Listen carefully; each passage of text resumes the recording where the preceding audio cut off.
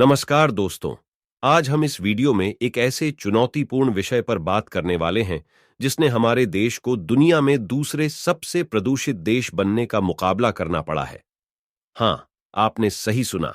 भारत, जिसने प्राकृतिक सौंदर्य की बातें सुनाई हैं, आज वह एक प्रदूषितता की महाकवि में बदल चुका है।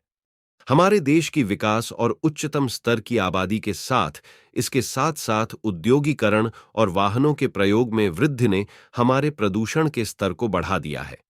वायुमंडलीय प्रदूषण, जलवायु परिवर्तन और पर्यावरणीय संकट, इन सभी मुद्दों का संगठन करके हम अब एक विशेषण बन गए हैं, दूसरा सबसे प्रदूषित देश।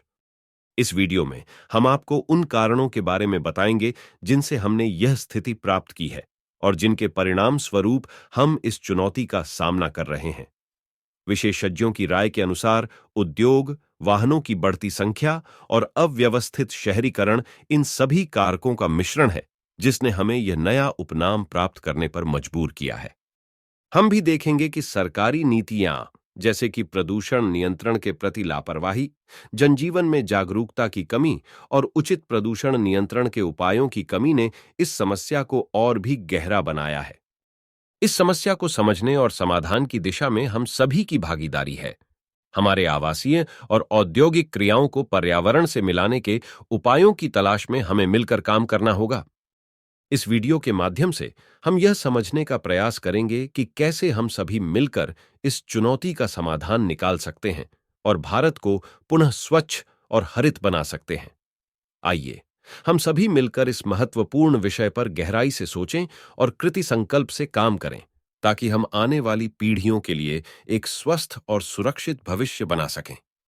सबसे पहले हम देख सकते हैं कि कैसे भारत प्रदूषण की दर में दूसरे स्थान पर पहुंचा। औद्योगिकीकरण। भारत में औद्योगिकीकरण की रफ्तार तेजी से बढ़ रही है, जिससे उद्योगों से निकलने वाले वायु प्रदूषण का स्तर बढ़ रहा है। वाहनों की बढ़ती संख्या। वाहनों की बढ़ती संख्या के साथ भारत में ट्रांसपोर्ट सेक्टर से निकलने वाले वायु प्रदूषण की मात्रा में वृद्धि हो रही है। ऊर्जा उत्पादन।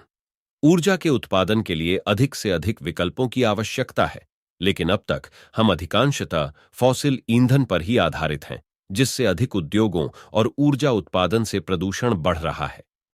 विशेष आवश्यकताओं के लिए अधिकतम उपयोग। विशेष आवश्यकताओं के लिए, जैसे कि दिवाली में पटाखों का इस्तेमाल, प्रदूषण का स्तर बढ़ जाता है। कृषि और उर्वरकों का इस्तेमाल। अपेक्षाकृत बढ़ते कृषि उत्पादन के लिए उर्वरकों का अधिक उपयोग किया जाता है, जिससे प्रदूषण की मात्रा बढ़ती है। पेड़ कटाव। वनस्पतियों के कटाव के कारण हवा में ऑक्सीजन की कमी होती है और वायु प्रदूषण की मात्रा बढ़ती है। इस समस्या का समाधान करने के उपाय। सार्वजनिक जागरूकता। सार्वजनिक जागरूकता के माध्यम से लोगों को प्रदूषण की खतरे की जागरूकता दिलाई जा सकती है और वे उचित कदम उठा सकते हैं। हरित ऊर्जा के स्रोतों का उपयोग। हरित ऊर्जा स्रोतों के प्रयोग से ऊर्जा उत्पादन में परिवर्तन किया जा सकता है, जो प्रदूषण को कम करने में मदद कर सकता है। 3. पौधों की सुरक्षा और वृक्षारोपण। अपने आसपास पौधों की देखभाल करें और उन्हें सुरक्षित रखें। वृक्षारोपण के अभियानों में भाग लें और नए पेड़ लगाने का प्रयास करें। जलवायु परिवर्तन के खिलाफ कार्रवाई। जलवायु परिवर्तन की ओर ध्यान दें और उसके खिलाफ साक्षरता बढ़ाने के लिए कार्रवाई करें। अपने उपयोगकर्ता दल को जलवायु परिवर्तन से संबंधित जानकारी प्रदान करें। जल का सही और बेहतर उपयोग करें और विचारशीलता से इसकी सुरक्षा करें। बारिश के पानी को संचित करने के उपाय अपनाएं, जैसे कि रेन वाटर हार्वेस्टिंग।